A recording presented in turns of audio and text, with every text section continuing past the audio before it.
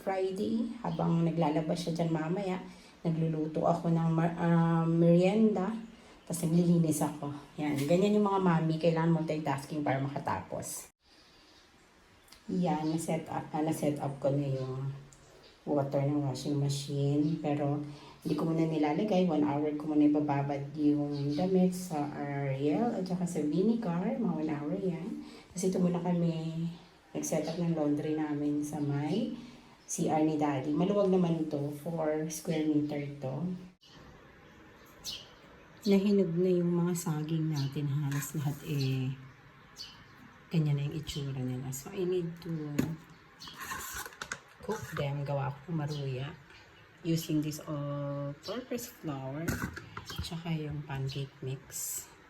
So I'm gonna put some egg para magluto ng maruya while I'm doing the laundry. Ay, when it's Friday, it's so hard.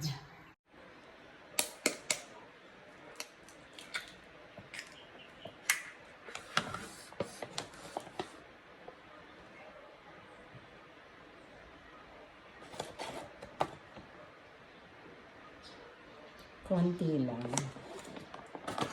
Kasi itong pancake mix natin. Konti lang din. Hindi ko na siya lalagyan ng sugar.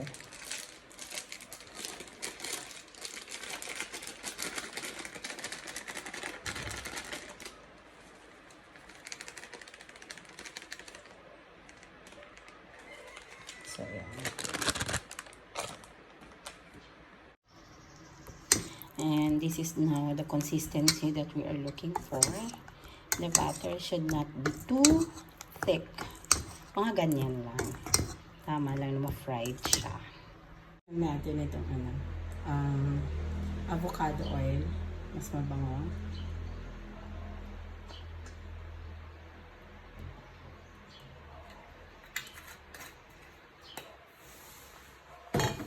Basta kasan lang natin yung apple.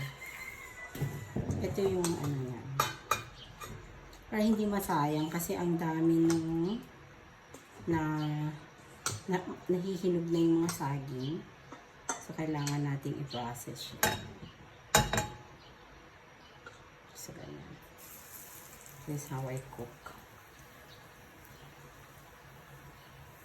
Maruya. Isa-isa lang siya yan.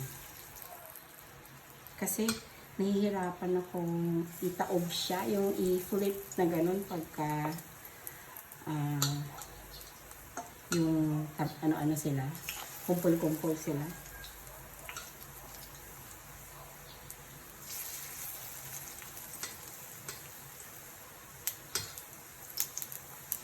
Yan.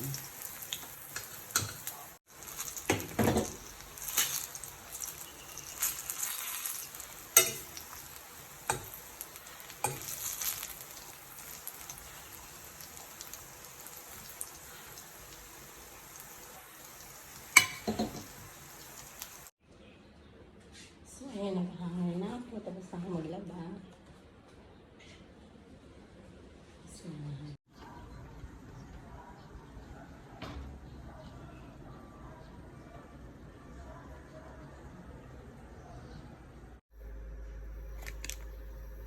pan-fry ko na lang. Ito na lang yung iluluto ko ng dinner. Chicken papa.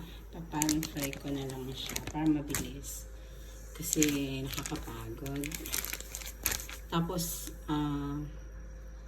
pagka pan-fry ko na lang nito, itong chicken tapa, na lang ako, gigisa ko na lang yung chop suey mamaya. Magmimerienda muna ako.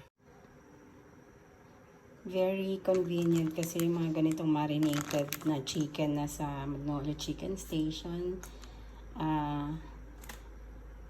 Eternuhan mo na lang siya ng kahit na anong mga vegetables. Okay na yun. Marami namang choices na mga ganito sa Magnolia Chicken Station. Kaya ganyan mga usually binibili ko para less na ako doon sa mga pagtimpla-timpla. Ayan na siya. Almost done na siya. Medyo i-crispy ko ng konti.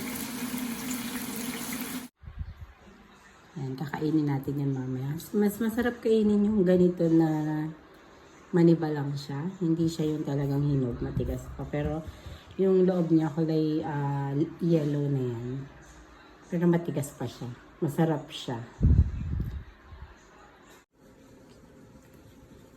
Ayan, magkakapi ka lang sana kasi hindi mo na maintindihan kung ano yung gagawin mo. Mag-hot chocolate ka ba? Anong brand ba yung ano natin? Hershey's, President's Choice. Ito kasi punong-puno pa itong ito. Masarap din to. This one is my favorite, President's Choice. Talagyan natin ng hazelnut or original. So, yan. Nagka-problema pa tayo. Magkakapi lang. Hindi tuloy maintindihan kung coffee or hot chocolate.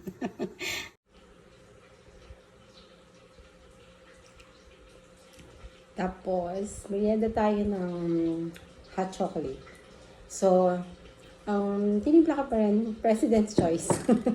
My favorite brand. Mas prefer ko yan kaysa sa Hershey's or any other brand. And this one, perfect partners ng dalawa. So, I'm eating while I'm cooking our dinner. It's almost 5 p.m. Pero later na ako magluluto ng rice. Kasi, magpapahinga muna ako. Pag Friday, ang daming ginagawa. Sobrang dami. Dami mong liligpitin. At ang kalat over the weekdays. Kailangan ligpitin mo bago Saturday para medyo relax ka na on Saturday. Yan. Bye!